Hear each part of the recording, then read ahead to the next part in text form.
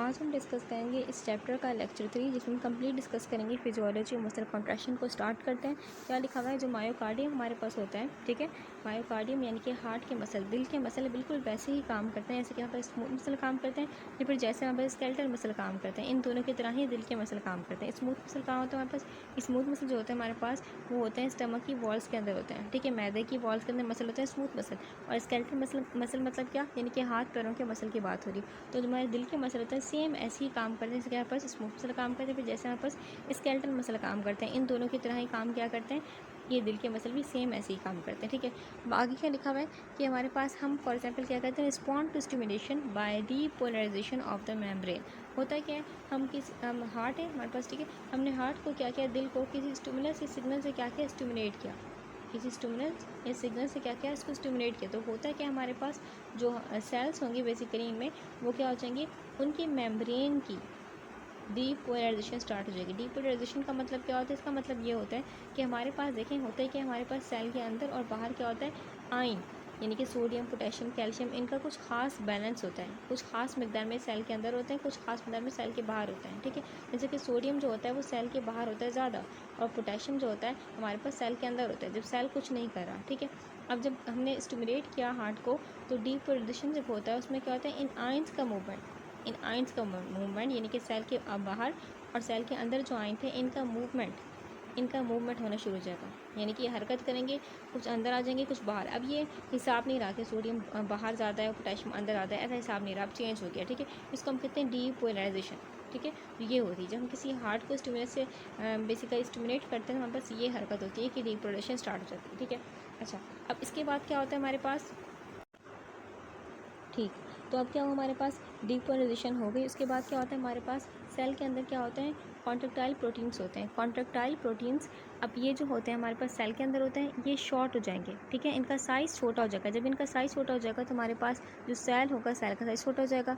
फिर इसके बाद क्या होगा? हमारे पास मसल कॉन्ट्रैक्ट कर जाएंगे, ठीक है, बिकॉज ऑफ दिस कि इनका साइज़ क्या हो गया? छोटा हो गया। एक्टिन और मायोसिन। कॉन्ट्रैक्टाइल प्रोटीन क्या होती हैं? एक्टिन और मायोसिन, दो होती हैं जो कि सेल के अंदर होती हैं। ये बेसिकली क्या होती है? बिल्कुल वैसी अरेंज है सेल के अंदर जैसे कि यहाँ पर स्केलेटल मसल के अंदर क्या थी? ये अरेंज थी, ठीक है। और ये माइक्रोस्कोपिक फिलामेंट्स होती हैं, और ये बेसिकली कॉन्ट्रैक्शन इस तरीके से करते हैं कि जो हमारे पास एक्टिन होता है वो क्या करता है? एक्टिन, ये सेल के अंदर बात हो रही है, ठीक है। एक्टिन क्या करता है? मायोसिन को खींचता है। क्या करता है? खींचता है।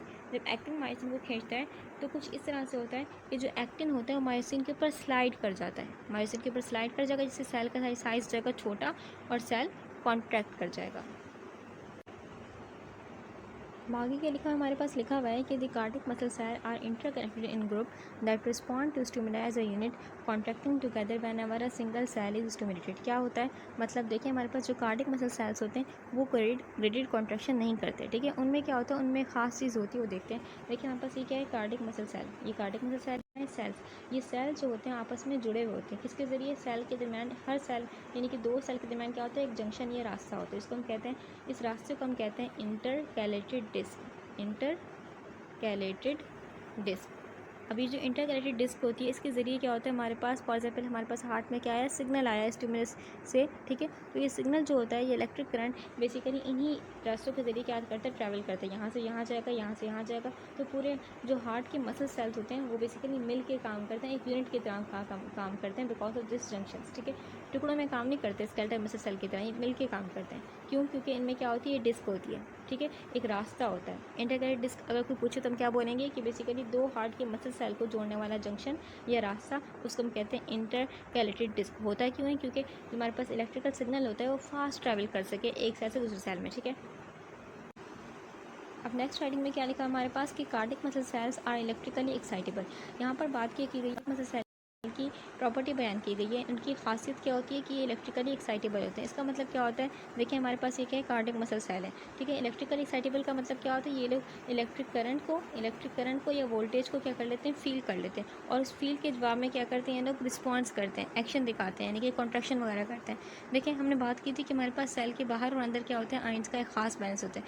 जब ये बैलेंस चेंज होता है, यानी कि यहाँ पर सोडियम कम हो गया या कुछ भी हो गया ऐसा, ठीक है, तो इसको भी फील कर लेते हैं, ये सेल्स क्या कर लेते हैं? फील कर लेते हैं, और उसके फील के जवाब में क्या करते हैं? ये लोग अपना रिस्पॉन्स दिखाते हैं, यानी कि कॉन्ट्रैक्शन वगैरह करते हैं।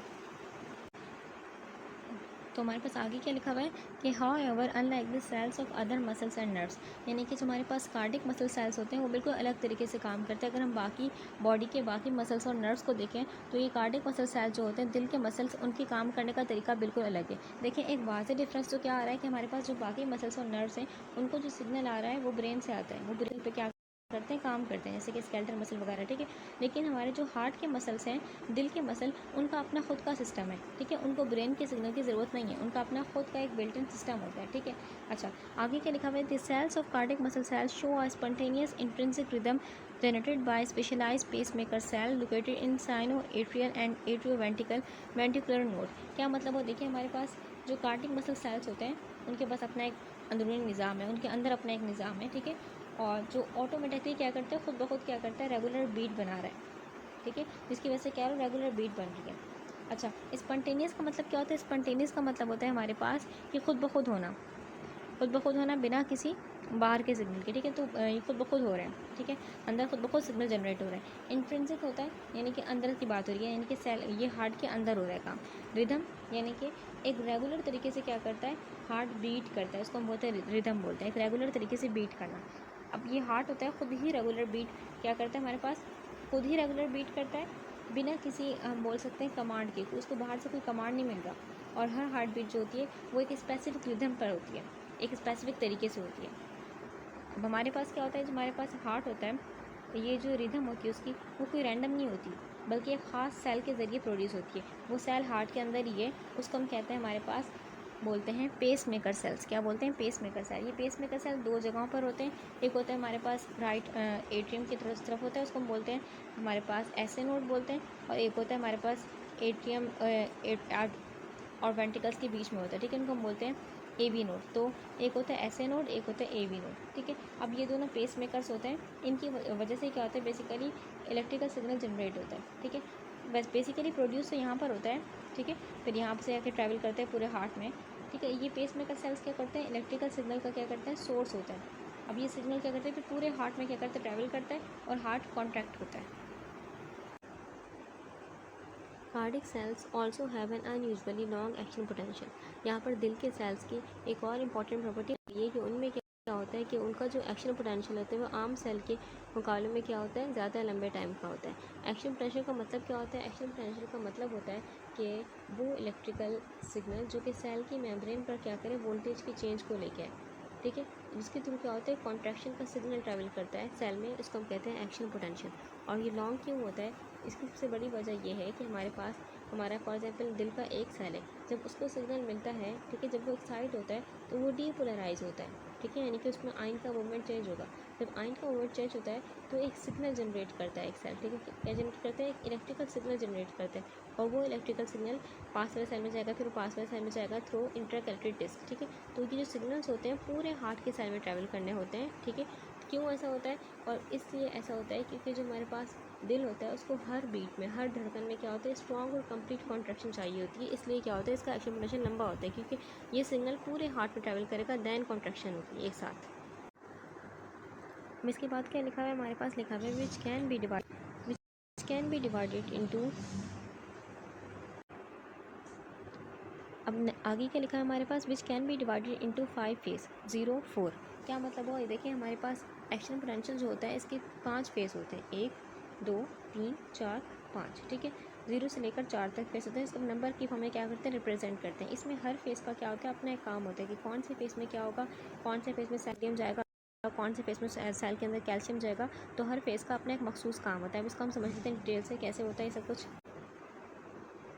अब डिस्कस करते हैं हम फेज़। पहला फेज़ जिसको हम फेज़ 0 या फास्ट अप स्ट्रोक भी कहते हैं, इसमें होता है क्या, हमारे पास ये जो सोडियम चैनल्स होते हैं ओपन होते हैं। होता है किस तरीके से, स्टार्टिंग से समझते हैं। हमारे पास जब कार्डिक सेल रेस्ट में है, कुछ भी नहीं कर रहा, तो उसके अंदर का माहौल होता है नेगेटिव और बाहर का माहौल होता है पॉजिटिव, ठीक है। अंदर का माहौल नेगेटिव क्यों होता है, क्योंकि सेल के अंदर क्या होता है, कुछ लार्ज साइज़, कुछ लार्ज मॉलिक्यूलर वेट वाले डीएनएज, एटीपीएस वगैरह, एंजाइम वगैरह मौजूद होते हैं, और वो सेल के बाहर नहीं जा पाते। इस वजह से क्या होता है, अंदर का माहौल नेगेटिव ही रहता है, ठीक है। अब इसमें क्या होता है, हमारे पास जैसे ही अब ये दिल है, ठीक है। अब ये सेल फॉर एग्जांपल ये जो यहाँ बनाया, ये सेल यहाँ है, अगर यहाँ है, ठीक है, तो इसको पास वाले सेल से क्या मिलेगा, सिग्नल मिलेगा, इलेक्ट्रिक करंट मिलेगा, ठीक है। या फिर अगर ये सेल यहाँ है यानी कि एस ए नोड के करीब है तो इसको एस ए नोड से डायरेक्ट सिग्नल मिलेगा। बात है कि एस ए नोड ही हर किसी को सिग्नल दे रहा है, ठीक है। तो अगर इस सेल को सिग्नल या करंट मिला पास वाले सेल से या फिर डायरेक्ट ऐसे नोड से, तो क्या हो जाएगा, ये सेल डिपोलराइज होना स्टार्ट कर देगा। डिपोलराइज का मतलब क्या होता है, यानी कि अब आयन का मूवमेंट चेंज होगा। जो बाहर सोडियम था, अब ये जो सेल में सोडियम के गेट थे, सोडियम चैनल, वो ओपन हो जाएंगे, ठीक है। और सेल जो होगा, ये जो बाहर सोडियम था इसको अलाउ करेगा। ये सेल, ये जो सोडियम होगा, ये तेज़ी से, बहुत तेज़ी से क्या हो जाएगा, अंदर आना शुरू कर देगा। इसीलिए हम इसको कहते हैं फास्ट चैनल्स, ठीक है। इसीलिए फास्ट अप स्ट्रोक कहते हैं, क्योंकि बहुत तेज़ी से क्या हुआ, सोडियम जो बाहर था वो अंदर आना शुरू हो गया, ठीक है। और आयन का मूवमेंट होना शुरू हो गया फ्रॉम आउटसाइड टू इनसाइड। अब जब सोडियम आयन अंदर आ रहे हैं, बहुत तेज़ से अंदर आ रहे हैं, तो क्या हो रहा है, अंदर का माहौल पॉजिटिव होना स्टार्ट हो गया। टेम्परेरी है ये, टेम्परेरी क्या हो जाएगा, पॉजिटिव हो जाएगा। क्यों? क्योंकि वैसे ही ऑलरेडी सेल के अंदर क्या है, पोटेशियम पॉजिटिव है, ठीक है। अभी सोडियम भी आ रहा है, सोडियम भी आ रहा है, तो यानी कि पॉजिटिविटी बढ़ रही है, ठीक है। नेगेटिवली चार्ज है इसमें, वो जो बॉडीज़ वगैरह वो है अपनी जगह है, लेकिन ये जो पॉजिटिविटी दोबारा आ रही है, यानी कि पॉजिटिविटी इंक्रीज़ हो रही है। सोडियम भी आ रहा है, पोटेशियम ऑलरेडी है, तो ये पॉजिटिव हो जाएगा टेम्परेरी, सेल के अंदर का माहौल पॉजिटिव हो जाएगा, ठीक है। इसी को हम कहते हैं फास्ट इन्वर्ट करंट, ठीक है, फास्ट इन्वर्ट करंट, ठीक है, फास्ट इन्वर्ट करंट। अब ये करंट इतना तेज़ी से होता है कि सेल का जो मेम्ब्रेन, सेल मेम्ब्रेन का जो वोल्टेज है वो रैपिडली चेंज होगा। फॉर एग्जाम्पल पहले अगर माइनस में था तो प्लस प्लस में चला जाएगा, यानी कि इतना चेंज हो जाएगा अचानक से, ठीक है। अच्छा, अब इस सडन चेंज को हम कहते हैं फेज ज़ीरो या फास्ट अप स्ट्रोक कहते हैं। अब ग्राफ में अगर हम देखें, ग्राफ में हमें क्या दिखाई दे रहा है, हमें ग्राफ में दिखाई दे रही है फेज ज़ीरो की लाइन बिल्कुल सीधी है, ठीक है। बिल्कुल एक सीधी लाइन दिखाई दे रही है, ऊपर लाइन जा रही है।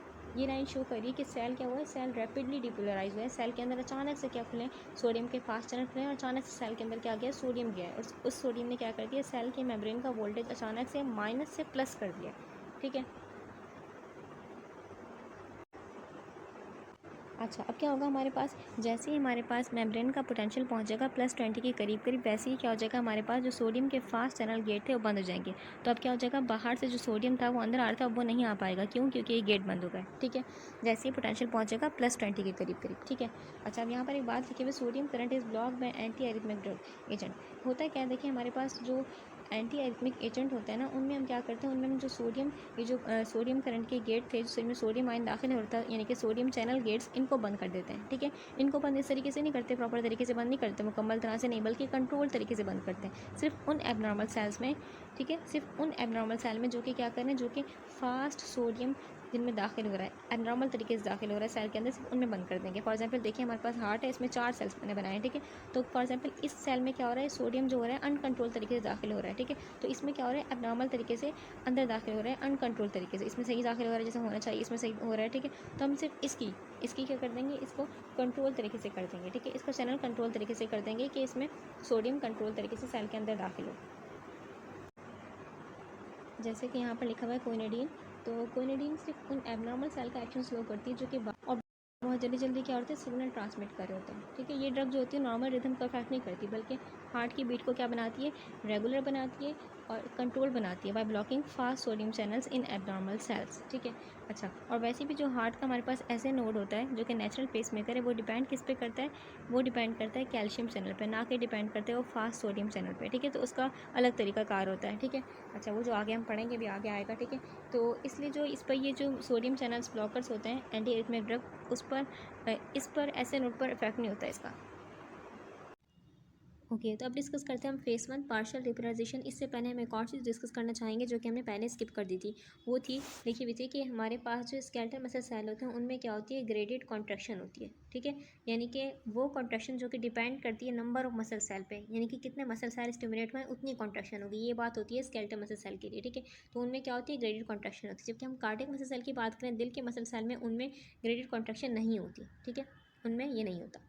अच्छा, अब डिस्कस करते हैं अपना ये जो टॉपिक चल रहा था फेस 1 पार्शियल रिपोलराइजेशन। इसमें होता है कि हमारे पास कि रिपोलराइजेशन का मतलब क्या होता है, देखिए इसमें क्या होता है, सोडियम के फास्ट चैनल ओपन हुए थे, ठीक है। अब इसमें क्या होता है, ये जो सेल है वापस अपनी नॉर्मल जो उसकी पोजीशन थी वहीं जा रहा है, वापस नॉर्मल अपनी हालत की तरफ जा रहा है। नॉर्मल हालत में क्या होता है हमारे पास, हम डिस्कस कर चुके हैं कि सोडियम क्या होता है, बाहर होता है, ठीक है। इसमें सोडियम अंदर आ गया था, अब इसमें दोबारा स्लोली स्लोली क्या होगा, ये दोबारा रेस्टिंग स्टेट में जाएगा वापस, ठीक है। रेस्टिंग स्टेट क्या आती है कि सोडियम बाहर होता है, पोटेशियम अंदर होता है, तो उस हालत की तरफ वापस जा रहा है, ठीक है।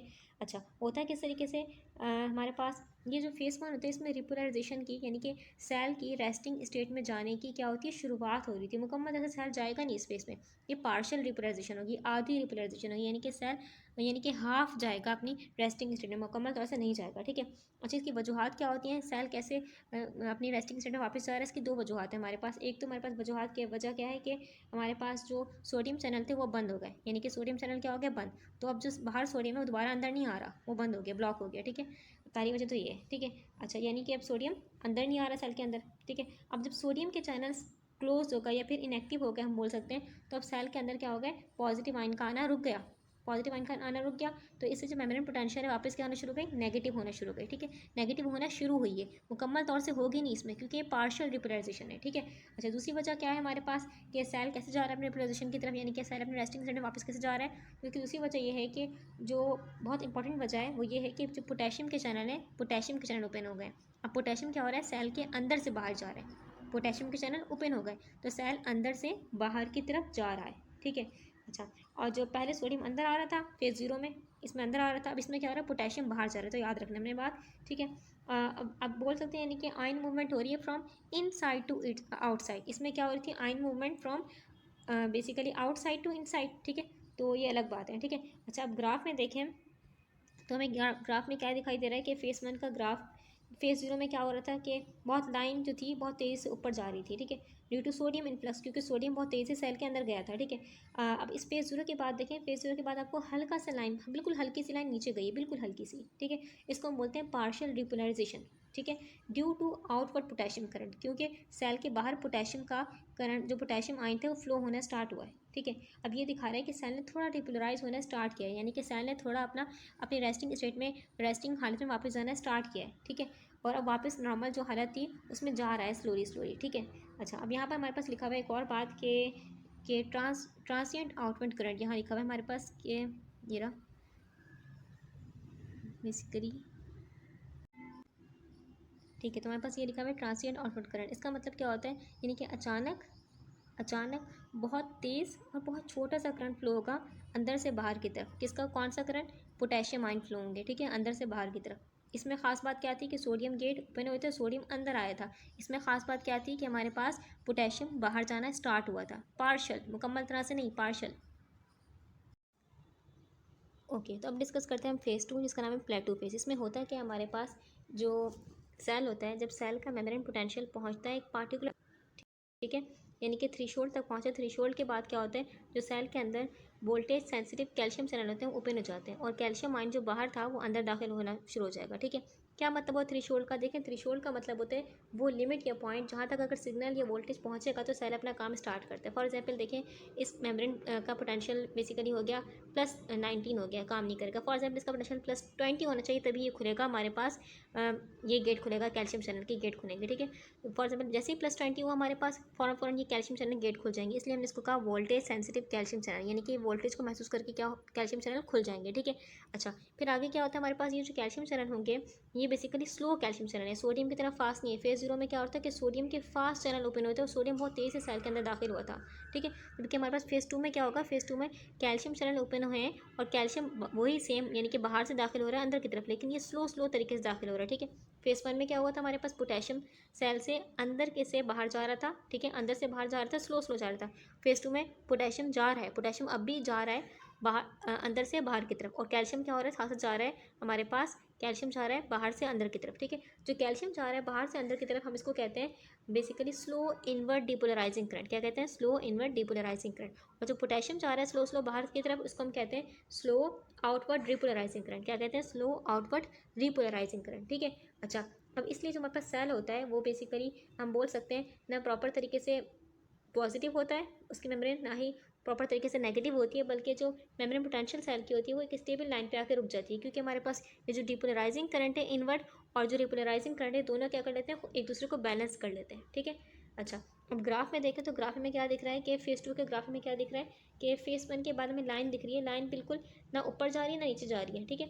एक एक बस थोड़ी सी हम बोल सकते हैं, बल्कि एक स्टेबल यानी कि लाइन दिखाई दे रही है फेस टू प्लेटो फेस, इसको हम कहते हैं एक फ्लैट लाइन बन रही है, ठीक है, इसको हम कहते हैं प्लेटो फेस। ये फ्लैट लाइन बेसिकली क्या शो करिए कि जो मेम्ब्रेन पोटेंशियल है वो टेम्पररी क्या हो गई, स्टेबल हो गई है, टेम्पररी यानी कि कुछ वक्त के लिए स्टेबल हो गई है, क्योंकि जो कैल्शियम और पोटेशियम आयन थे, कैल्शियम का फ्लो और जो पोटेशियम का फ्लो हो रहा था वो दोनों बराबर हो गए, यानी कि जो कैल्शियम हमारे पास अंदर आ रहा है और जो पोटेशियम बाहर जा रहा है वो दोनों बराबर तरीके से जा रहे हैं, ठीक है। तो ये जो मेम्ब्रेन पोटेंशियल है टेम्पररी स्टेबल हो गई है, ठीक है। और ये प्लेटो फेस क्या होता है, बेसिकली जिम्मेदार होता है, इसकी बहुत बड़ी जिम्मेदारी है, ये क्या जिम्मेदारी है इसकी, for the long action potential in cardiac cells. और इसी वजह से क्या होता है, हमारे जो हार्ट के मसल सेल्स होते हैं, ठीक है, उनको सफिशिएंट टाइम मिलता है for the contraction and relaxation because of this face. क्यों? क्योंकि एक वक्त में ऐसा आता है कि थोड़ी सी देर के लिए क्या होता है, ये जो मेम्ब्रेन पोटेंशियल है वो स्टेबल हो जाती है, ठीक है। ओके तो फेज़ थ्री में को हम कहते हैं रिपोलराइजेशन। इसमें होता है कि हमारे पास फेज़ वन में क्या हुआ था कि पोटेशियम चैनल ओपन हुए थे, और पोटेशियम क्या हो रहा था, पोटेशियम सेल के अंदर से बाहर की तरफ जा रहा था स्लो तरीके से। फेज़ टू में भी यही हो रहा था कि ओपन थे और पोटेशियम आयन स्लो तरीके से क्या जा रहे थे, अंदर से बाहर की तरफ। फेज़ थ्री में स्टिल अभी तक क्या है, पोटेशियम चैनल ओपन है और पोटेशियम आयन क्या कर रहे हैं, अंदर से बाहर की तरफ जा रहे हैं। लेकिन फेज़ थ्री में एक बात ये हुई है कि हमारे पास जो फेज़ टू में हमारे पास कैल्शियम चैनल ओपन हुए थे अब वो बंद हो गए, ठीक है, लेकिन स्टिल पोटेशियम चैनल क्या है, ओपन है, ठीक है। ये बंद होंगे कैल्शियम चैनल, लेकिन पोटेशियम चैनल ओपन है, ठीक है। अब इसलिए हमारे पास तो क्या होता है, जो सेल के अंदर का माहौल है वो नेगेटिव होना स्टार्ट हो गया है, रैपिडली नेगेटिव होना, अचानक से नेगेटिव होना स्टार्ट हो गया है, ठीक है। यानी कि सेल हमारे पास दोबारा नॉर्मल जो रेस्टिंग कंडीशन थी उसमें जा रहा है, ठीक है, वापस जा रहा है, ठीक है। क्योंकि अब तक क्या हो चुका है, सेल के अंदर सोडियम काफ़ी ज़्यादा दाखिल हो चुका है। सोडियम फेस वन में बहुत भर के आया था, एकदम से अंदर बाहर से अंदर की तरफ आया था, ठीक है। अब जो पोटेशियम तीसरा फेज़ चल रहा है, phase one, phase two, phase three, potassium लगातार क्या हो रहा है, सेल के बाहर निकल रहा है स्लो तरीके से। तो पोटेशियम अब बहुत ज़्यादा क्या बाहर जमा हो चुका है, ठीक है। पोटेशियम क्या हो चुका है, काफ़ी हद तक बाहर जमा हो चुका है, बाहर ज़्यादा हो चुका है, ठीक है। तो अब सेल के अंदर का जो आयनिक बैलेंस है वो डिस्टर्ब हो गया, क्योंकि हमने पढ़ चुके हैं कि हमारे पास रेस्टिंग कंडीशन में, रेस्टिंग हालत में क्या होना चाहिए कि सेल के बाहर होना चाहिए आधा सोडियम और अंदर होना चाहिए पोटेशियम। लेकिन यहाँ पर उल्टा हो चुका है कि क्या है, बाहर काफ़ी हद तक पोटेशियम है और अंदर क्या है, काफ़ी हद तक सोडियम है। तो एक आयनिक बैलेंस डिस्टर्ब हो गया। अब इसको करेक्ट कौन करता है, इसको करेक्ट करता है सोडियम पोटेशियम ATPase। क्या मतलब हुआ, देखें, ये एक पंप होता है special, sodium potassium ATPase pump, ठीक है। ये किस तरीके से करता है, ये 3 सोडियम आयन को क्या करेगा, सेल के बाहर निकालेगा। क्या करेगा, अब इसका काम स्टार्ट होगा, ठीक है। फेज़ थ्री में इसका काम स्टार्ट होगा, क्या करेगा, 3 सोडियम आयन को, जो सोडियम हमारे पास अंदर है उसको बाहर निकालेगा, 3 सोडियम को, और 2 पोटेशियम को क्या करेगा, 2 पोटेशियम को सेल के अंदर लेके जाएगा, ठीक है। अब इस तरीके से क्या हो जाएगा, ये जो सेल का आयन है वो आयन का बैलेंस हो जाएगा, वो नॉर्मल हो जाएगा। सेल का जो आयनिक बैलेंस होता है वो दोबारा नॉर्मल कंडीशन की तरफ चला जाएगा, ठीक है, ठीक है। अब इस तरीके से हो जाएगा हमारे पास। तो हमारे पास इसकी ग्राफ में क्या होता है, फेज़ थ्री का ग्राफ में हमारे पास ये दिख रहा है कि प्लेटो फेज़ के बाद, ये प्लेटो फेज़ होता है फेज़ टू, इसके बाद क्या हो रहा है, हमारे पास लाइन बहुत तेज़ से नीचे गिरी, बहुत तेज़ से क्या हुई, नीचे गिरी। ये क्या शो कर रही है, ये डाउनवर्ड स्लोप है, नीचे की तरफ झुक रहा है स्लोप। ये क्या शो कर रहा है कि पोटेशियम आयन क्या हो रहे हैं, बाहर जा रहे हैं, पोटेशियम आयन क्या हो रहे हैं, बाहर जा रहे हैं, और सेल क्या हो रहा है, रिपोलराइज हो रहा है, यानी कि नॉर्मल रेस्टिंग कंडीशन की तरफ वापस जा रहा है, ठीक है। अब ये हमारे पास फेज़ थ्री का ग्राफ पैटर्न, ठीक है। अच्छा, फेज़ जीरो में क्या होता है, हमारे पास सोडियम के फास्ट चैनल ओपन हुए थे, यानी कि बहुत तेज़ से क्या होता है, सोडियम अंदर दाखिल हुआ था। फेज़ वन में क्या हुआ था, हमारे पास पोटेशियम चैनल ओपन होता है, पोटेशियम बहुत स्लो क्या हुआ था, अंदर से बाहर की तरफ जा रहा था। फेज़ टू में क्या होता है, कैल्शियम चैनल ओपन होते हैं, टेम्पररी कैल्शियम चैनल ओपन होते हैं, और कैल्शियम बाहर से अंदर की तरफ आया था, लेकिन स्टिल पोटेशियम चैनल ओपन थे। फेज़ थ्री हमने देख लिया, फेज़ थ्री में क्या होगा, हमारे पास पोटेशियम चैनल क्या हो गए, हमारे पास अभी तक ओपन है, और कैल्शियम चैनल क्लोज हो गए, ठीक है। तो अब तक हमने ये पढ़ा है। स्टार्ट करते हैं फेज़ फोर, जिसको हम फॉरवर्ड करंट या फिर हम स्पॉन्टेनियस रिपोलराइजेशन फेज़ भी कहते हैं। इसमें होता है क्या है, ठीक है, ये फेज़ जो है ये ऐसे नोड के लिए बहुत ही खास फेज़ है। क्यों, ये क्या कर रहा है, दिल को ऑटोमेटिक बना रहा है, यानी कि दिल बगैर किसी एक्सटर्नल नर्व सिग्नल के क्या कर रहा है, ये अपना सिग्नल जनरेट कर पा रहा है because of this phase four की वजह से, ठीक है। अब फेज़ फोर में क्या होता है, हमारे पास ऐसे नोड के सेल, ये ऐसे नोड है, फॉर एग्जाम्पल मैंने ऐसे नोड को बड़ा कर दिया, ठीक है।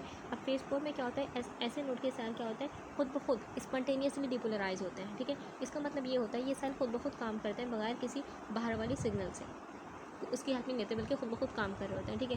अब इस फेज़ में हमारे पास क्या होता है, क्या है, ये ऐसे नोड है। इस फेज़ में फेज़ फोर में क्या होता है ऐसे नोड में कि स्लो गेटेड सोडियम चैनल, यानी कि स्लो गेटेड सोडियम चैनल, उसको फनी चैनल भी कहते हैं, फनी चैनल ओपन हो जाता है, और स्लो तरीके से क्या होता है, सोडियम आयन अंदर दाखिल होता है सेल के, ठीक है। स्लो लेकिन कंटिन्यूस तरीके से। जब ये स्लो लेकिन कंटिन्यूस तरीके से दाखिल होता है सेल के अंदर, तो हमारे पास ऐसे नोड की मेम्ब्रेन पोटेंशियल है वो हो जाती है लेस नेगेटिव यानी कि -60 से धीरे धीरे क्या जा रही है, ऊपर जा रही है। जैसे ही क्या होता है, थोड़ी देर बाद यानी -60 तक पहुंच गई, उसके बाद थोड़ी देर बाद क्या होता है, हमारे पास चैनल ओपन है, slow gated sodium channel open है। लेकिन थोड़ी देर बाद क्या होता है, टी टाइप कैल्शियम चैनल क्या होता है, T type calcium channel open हो जाते हैं। और ये क्या करते हैं, ये इस डिपोलराइजेशन में हेल्प करते हैं। ठीक है, अच्छा, फिर इसके बाद क्या होता है हमारे पास जब पोटेंशियल -60 से पहुंच गई, -40 के करीब पहुंच गई, तो अब ये क्या होता है, -40 ये थ्रेशोल्ड का काम करता है। -40 जैसे पहुंची तो ऐसे नोड के लिए थ्रेशोल्ड का काम करेगा और ये बेसिकली ऑर्डर देगा कि अब नया एक्शन पोटेंशियल क्या करो, स्टार्ट करो। और यहाँ से क्या होगा, एक नया एक्शन पोटेंशियल स्टार्ट होगा। ठीक है, यानी कि जब थ्रेशोल्ड तक पहुँचा, -40 तक पहुँचा, तो जो एल टाइप कैल्शियम चैनल है, एल टाइप, टी टाइप नहीं, टी टाइप पहुँच चुके, अब L type calcium channel open हो जाएंगे और फिर जीरो फेज स्टार्ट होगा, जहाँ पर क्या होगा, कैल्शियम आयन अंदर जाएंगे सेल के और रैपिड डिपोलराइजेशन होगी। ठीक है, तो हमारे पास ये बात क्लियर हो गई होगी आई थिंक कि जो ऐसे नोड होते हैं उसमें डिपोलराइजेशन डिपेंड करती है कैल्शियम चैनल पे, ना कि सोडियम चैनल पे। ठीक है, सोडियम पहले ओपन होता है, लेकिन जो असल डिपोलराइजेशन होती है बिकॉज ऑफ कैल्शियम चैनल। जब L type calcium channel open होते हैं और रैपिडली सेल के अंदर दाखिल होते हैं तो अचानक से डिपोलराइजेशन होती है। ठीक है, अच्छा, अगर हम बात करें वेंट्रिकुलर सेल में क्या होता है, अगर वेंट्रिकुलर सेल को निकालें तो उसमें क्या होता है, हमारे पास जो डिपोलराइजेशन होती है वो बेसिकली क्या होती है, जैसे कि फेज 0 में क्या हो रहा है, फेज 0 में हमारे पास फास्ट सोडियम चैनल ओपन होते हैं, फास्ट सोडियम चैनल। लेकिन यहाँ पर क्या हो रहा है, हमारे पास ऐसे नोड में क्या हो रहा है, फेज 0 में क्या होता है, कैल्शियम आयन तेज से जाते हैं अंदर। ठीक है, तो फेज 4 और फेज 0 में फ़र्क है हमारे पास ऐसे नोड में और वेंट्रिकुलर सेल्स में। ठीक है, तो हम बोल सकते हैं कि ऐसे नोड का जो एक्शन पोटेंशियल होता है वो स्लो होता है और स्मूथ होता है। ठीक है, जबकि हमारे वेंट्रिकुलर सेल का जो एक्शन पोटेंशियल होता है वो बेसिकली शार्प और स्टीप होता है। ठीक है, ये अलग प्रॉपर्टी है दोनों की। ठीक है, अच्छा, अब हमारे पास देख लेते हैं, ग्राफ को देख लेते हैं। ग्राफ में क्या दिख रहा है हमें कि फेज़ 3 के बाद, ये फेज़ 3 के बाद क्या हो रहा है, लाइन धीरे धीरे क्या जा रही है, ऊपर जा रही है, धीरे धीरे ऊपर जा रही है। ठीक है, अब ये स्लोप जेंटल यानी कि बिल्कुल स्लो ऊपर जा रहा है। ठीक है, ये शो कर रहा है कि फ़नी सोडियम चैनल को शो कर रहा है, यानी कि ये बता रहा है कि जब लाइन फॉर एग्जाम्पल -40 तक पहुंच गई, यानी कि थ्रेशोल्ड तक पहुंचती है, तो फेज़ 0 स्टार्ट होता है। -40 तक पहुंची तब दोबारा से फेज़ 0 स्टार्ट होगा, यानी कि इसके बाद क्या होगा, फेज़ 0 स्टार्ट होता है और नई हार्ट बीट की साइकिल स्टार्ट हो जाती है। अगेन वो सब कुछ होगा। This interaction between the movement of calcium and sodium ion is significant because changes in intracellular sodium can affect cellular level of calcium। होता है क्या, हमारे पास सेल के अंदर जो हमारे पास सोडियम और कैल्शियम का मूवमेंट होता है, कैल्शियम आयन का, सोडियम और कैल्शियम आयन का मूवमेंट बहुत ही इंपॉर्टेंट होता है, उनका आपस में रिलेशन बहुत इंपॉर्टेंट है। क्यों, अगर सोडियम लेवल हमारे पास थोड़ा सा ज़्यादा, थोड़ा सा क्या होगा, डायरेक्टली अफेक्ट करेगा कैल्शियम आयन को। ठीक है, होता है किस तरीके से, हमारे पास ये बेसिकली सोडियम और कैल्शियम का रिलेशन दोनों, हार्ट और किडनी दोनों के लिए बहुत इंपॉर्टेंट है, दिल और किडनी दोनों के लिए बहुत इंपॉर्टेंट है। ठीक है, अब अगर हमारे पास सोडियम फॉर एग्जांपल हमारे पास क्या है, कम है, सोडियम जब कम है तो हमारे पास क्या होगा, कैल्शियम जमा होना शुरू हो जाएगा सेल में। जब कैल्शियम जमा हो रहा है सेल में तो किडनी के जो ट्यूबुलर सेल्स हैं उनका जो नॉर्मल काम होगा वो अफेक्ट हो जाएगा। क्यों, किडनी के पास क्या होता है, एक सेट पॉइंट होता है कि कितना हमारे पास कैल्शियम जमा होना चाहिए खून में और कितना कैल्शियम किडनी के पास आना चाहिए यूरिन से निकलने के लिए, यानी कि यूरिन में निकलना चाहिए। ठीक है, तो किडनी के पास एक सेट पॉइंट होता है, अब किडनी का काम क्या हो गया, डिस्टर्ब हो गया। ठीक है, बिकॉज ऑफ दिस हमारे पास सोडियम और कैल्शियम का आयनिक बैलेंस डिस्टर्ब है। होता है किस तरीके से, हमारे पास है कि सेल के बाहर होती है। ठीक है, अब ये सोडियम हमारे पास, अगर सोडियम आता है सेल के अंदर, कैल्शियम जाएगा बाहर। ठीक है, अगर सोडियम का अमाउंट कम है, ठीक है, तो कम सोडियम आएगा सेल के अंदर और इस तरीके से कम कैल्शियम जाएगा बाहर। जब कम कैल्शियम जाएगा बाहर तो कैल्शियम बिल्डअप होना शुरू हो जाएगा। ठीक है, असल में होता है कि हमारे पास सेल की मेम्ब्रेन पर क्या होता है, स्पेशल पंप होते हैं, एक्सचेंजर बोलें, एक बात एक ही है। ठीक है, वो एक्सचेंजर क्या करते हैं, हमारे पास सोडियम और कैल्शियम को एक्सचेंज करवाते हैं, यानी कि 3 सोडियम को सेल के अंदर लेके आते हैं और बदले में 1 कैल्शियम जाता है बाहर।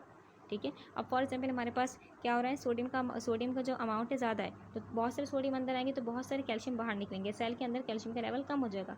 इसी तरीके से अगर हमारे पास क्या है, सोडियम का अमाउंट कम है और कैल्शियम का अमाउंट ज़्यादा है, तो सोडियम बहुत कम जा रहा है अंदर और कैल्शियम क्या हो रहा है, अंदर बिल्टअप होना शुरू हो गया। जब कैल्शियम अंदर बिल्टअप होना, जमा होना शुरू हो गया, तो हमारे पास कैल्शियम ये अफेक्ट करेगा, यानी कि सेल के अंदर का कैल्शियम अफेक्ट करेगा हार्ट को, क्योंकि हम जानते हैं कि हमारे पास जितना सेल के अंदर फ्री कैल्शियम होता है वो हार्ट की कॉन्ट्रैक्शन को क्या करता है, स्ट्रॉन्ग बनाता है। तो हमारे पास ये हार्ट को क्या करेगा, अफेक्ट करेगा, यानी कि स्ट्रॉन्ग कॉन्ट्रैक्शन क्रिएट कर सकता है। दूसरा ये अफेक्ट करेगा किडनी को, क्योंकि किडनी के पास क्या होता है, एक सेट पॉइंट होता है कि इतना कैल्शियम उसके पास आना चाहिए, यूरिन में निकलना चाहिए, ठीक है। तो ये किडनी को भी क्या करेगा, अफेक्ट करेगा, ठीक है।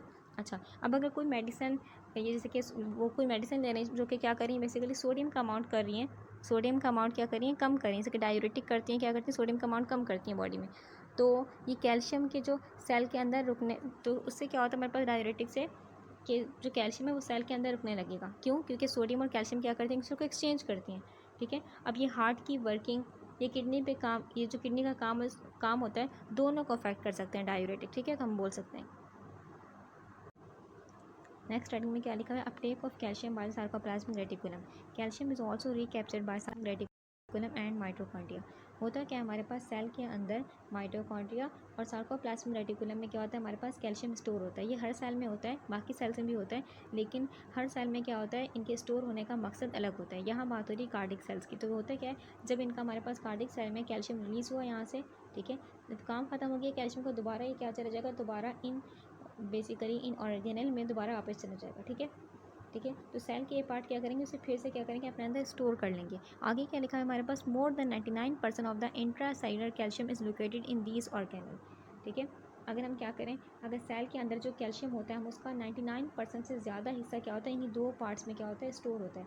मतलब बहुत ही कम कैल्शियम होता है जो कि सेल के अंदर फ्री घूम रहा होता है, बाकी क्या होता है, इनके अंदर स्टोर होता है। आगे क्या लिखा है हमारे पास, and even a modest shift between these stores and free calcium can lead to large changes in the concentration of free systolic calcium।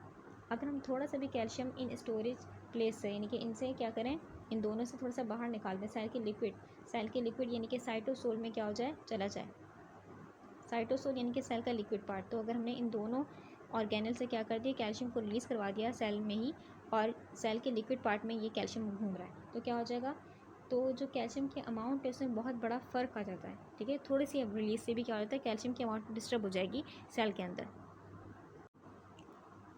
Next heading है compensatory physiological responses in heart failure. यानी कि heart failure body कुछ compensatory तरीके क्या करती है, adapt करती है, ताकि मतलब बॉडी कोशिश कर रही होती है कि हार्ट की कमज़ोरी को किस तरीके से क्या कर सके, बैलेंस कर सके।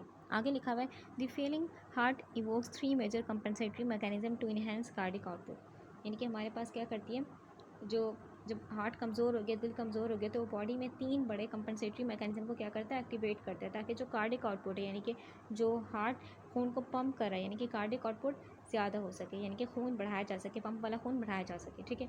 All thought initially beneficial, these alteration ultimately result in further deterioration of cardiac function. होता है कि हमारे पास ये चेंजेस जो होती हैं, ये जो चेंजेस कर रहा है, कंपनसेटरी मैकेनिज्म एक्टिवेट कर रहा है, ये शुरू में तो फ़ायदे देंगे, ठीक है, लेकिन ये अगर लंबे अरसे तक चलते रहेंगे, ये कंपनसेटरी मैकेनिज्म लंबे समय तक क्या हो गया, एक्टिवेट हो गए, तो ये हार्ट की जो फंक्शनिंग होती है उसको और भी बिगाड़ सकते हैं।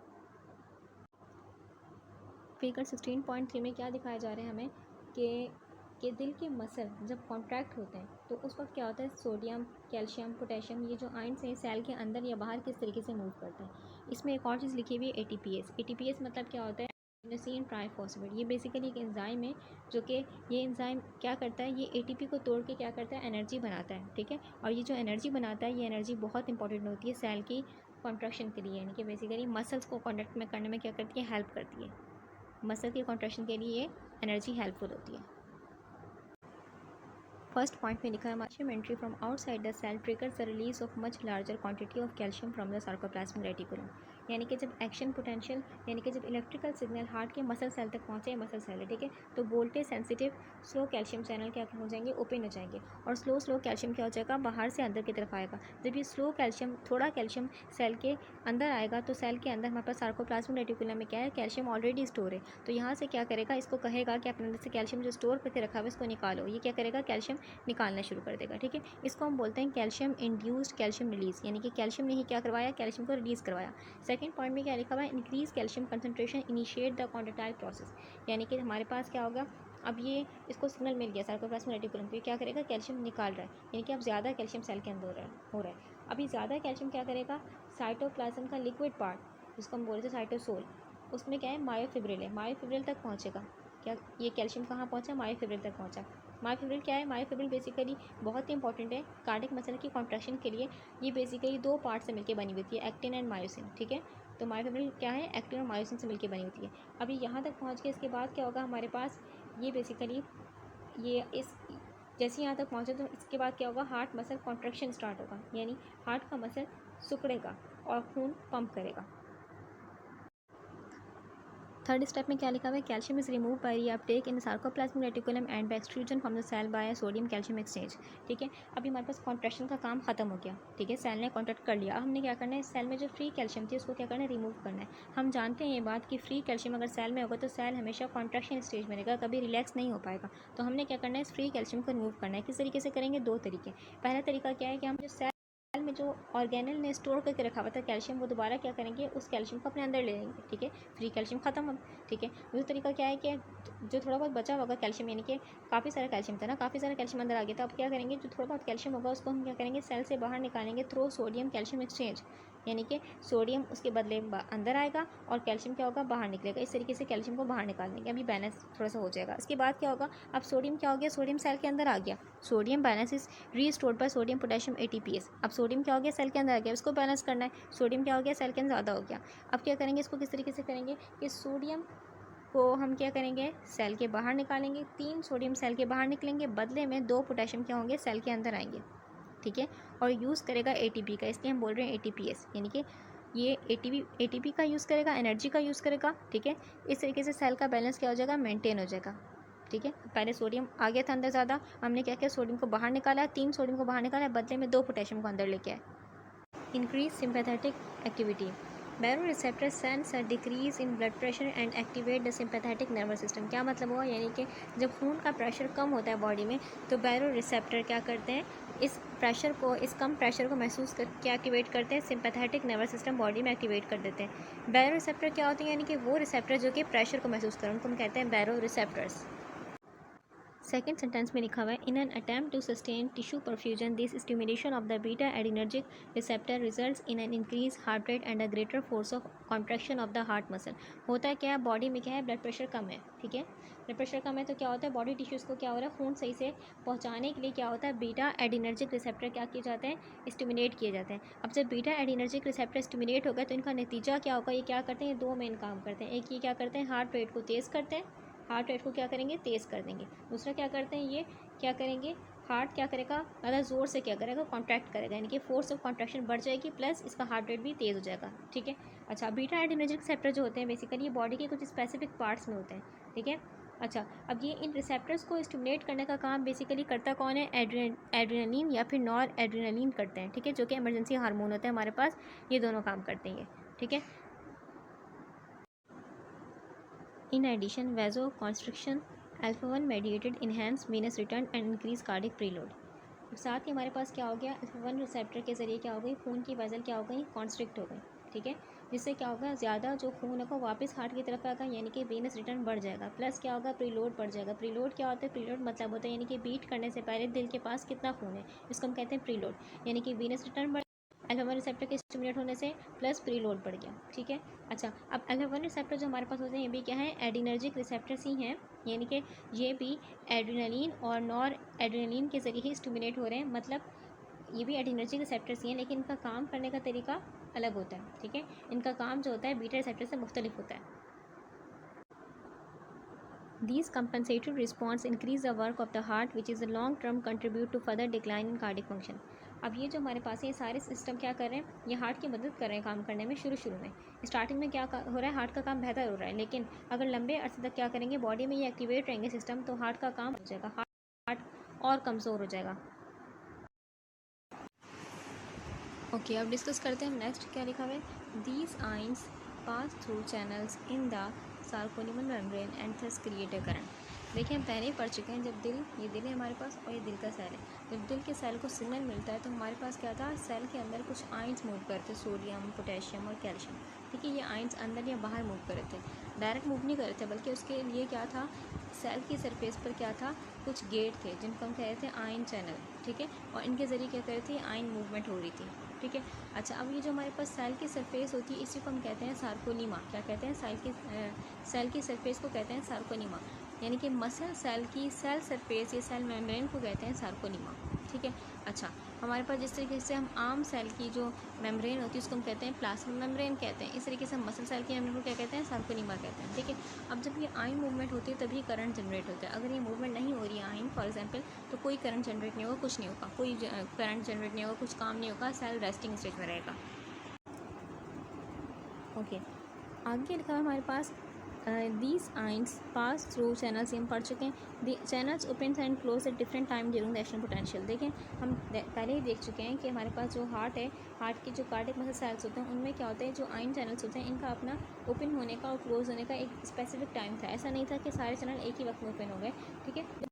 हमारे पास टाइमिंग ये बहुत ज़रूरी है और यही टाइमिंग इंश्योर करती है आयन की कि हमारे पास जो हार्ट बीट होती है, हार्ट की एक धड़कन वो सही रिदम में चलती है because of this ion movement, ठीक है। आगे क्या लिखा है हमारे पास, सम रिस्पॉन्ड प्राइमरीली, यानी कि कुछ हमारे पास जो आयन्स होते हैं वो जैसे कि सोडियम थे, हमारे पास पोटेशियम थे, कैल्शियम थे, ठीक है। फॉर एग्जाम्पल ये सोडियम को चैनल है, ये पोटेशियम को चैनल है और ये कैल्शियम को चैनल है, ठीक है।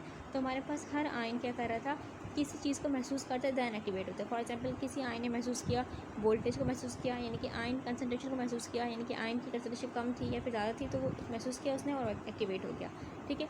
तो काम करने का तरीका अलग अलग होते हैं। या फिर किसी आयन ने क्या किया, महसूस किया कि भाई एडिनोसिन ट्राइफॉस्फेट को महसूस किया, एटीपी को महसूस किया, किसी स्पेसिफिक मॉलिक्यूल को महसूस किया, दैन एक्टिवेट हुआ। या फिर किसी आयन ने क्या किया, बेसिकली महसूस किया मेम्ब्रेन का वोल्टेज महसूस किया, फिर एक्टिवेट हो गया। तो हर किसी बेसिकली हर आयन के काम करने का तरीका अलग होता है कि वो किस चीज़ को महसूस करता है, सेंस करता है, दैन एक्टिवेट होता है, ठीक है। जैसे एक एग्जांपल हमारे पास हमने पढ़ा था कि फेज़ 0 में क्या हुआ था, फेज़ 0 में हमारे पास जो कार्डियक मसल सेल थे उनमें क्या हुआ था कि सोडियम चैनल जो थे, सोडियम चैनल, सिर्फ सोडियम के चैनल जिनको हम कह रहे थे वोल्टेज गेटेड चैनल, ठीक है, वो एक्टिवेट हुए थे। जैसे ही मेम्ब्रेन हमारी जो थी सेल की पहुंची थी, थ्रेशोल्ड तक पहुंची थी, एक पार्टिकुलर लेवल तक पहुंची थी, तो फ़ौरन से क्या हो गया था, फ़ौरन से खुल गए थे हमारे पास सोडियम चैनल। और सोडियम बहुत अचानक से, सोडियम बहुत फास्ट तरीके से, सोडियम बहुत बड़ी मिकदार में क्या हुआ था, सेल के अंदर दाखिल हुआ था बिकॉज ऑफ वोल्टेज को महसूस किया, मेम्ब्रेन का वोल्टेज महसूस किया और फ़ौरन से एक्टिवेट हो गया, ठीक है। तो हमारे पास एक एग्जाम्पल है ये वाली। डिस्कस करते हैं नेक्स्ट हेडिंग, कार्डियक कॉन्ट्रैक्शन। इसमें क्या लिखा हुआ है, contractile machinery of the myocardium cell is essentially the same as striated muscle. क्या मतलब हो, देखें हमारे पास जो कॉन्ट्रैक्टाइल यानी कि हार्ट के सेल की कॉन्ट्रैक्शन का अमल बिल्कुल वैसे ही होता है जैसे कि हमारे पास स्ट्रेटेड मसल यानी कि जो हाथ पैरों के मसल होते हैं जिस तरीके से वो काम करती हैं, जिस तरीके से वो कॉन्ट्रैक्ट होती हैं, सेम एज इट इज़ हमारे पास कार्डियक कॉन्ट्रैक्शन भी सेम एज इट इज़ वैसी ही होती है, ठीक है। अच्छा, यानी कि हम बोल सकते हैं इन जो कार्डियक मसल सेल्स हैं इनमें भी क्या होता है, इनमें एक्टिन और मायोसिन फिलामेंट्स का इस्तेमाल होता है। जैसे कि हमारे पास स्केलेटल मसल में एक्टिन और मायोसिन फिलामेंट का इस्तेमाल हो रहा था, ठीक है। अच्छा, और कॉन्ट्रैक्शन का प्रोसेस बिल्कुल वैसे ही होगा जैसे कि हमारी बॉडी के मसल्स में क्या होता है, ठीक है, same as it is contraction का प्रोसेस होगा। आगे क्या लिखा है हमारे पास कि the force of contraction of the cardiac muscle is directly related to the concentration of free systolic calcium. देखिए हमारे पास जो हार्ट की मसल्स हैं वो कितनी ताकत से कॉन्ट्रैक्ट करेंगी, कितनी ताकत से क्या करेंगी, खुद को छोटा करेंगी। कॉन्ट्रैक्शन मतलब क्या होता है, छोटा करना साइज सेल का, ठीक है।